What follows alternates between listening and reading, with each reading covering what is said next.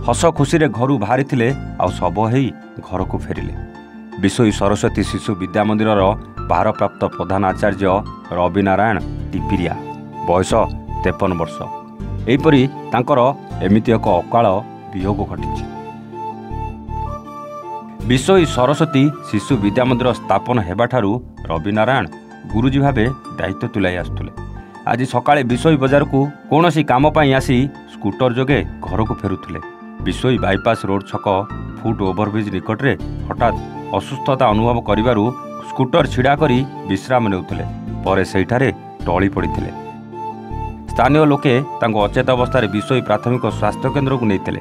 सेठारे doctor Ravi Narayan को मृत घोषणा करथिले। तांको मर शरीर प्रथमे विशोई स्थित बासभवन में पहुंचा परे बहु मान्यगण्य व्यक्ति शेष दर्शन करने सहित परिवार वर्ग को समवेदना जणाइथिले।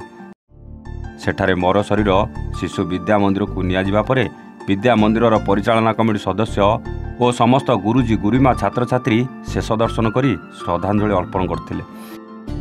शेषरे तांको मर शरीर रे पैतृक गाँ विशोई ब्लॉक माणिची ग्राम को नियाजाई शेषकृत्य करा जायतिला।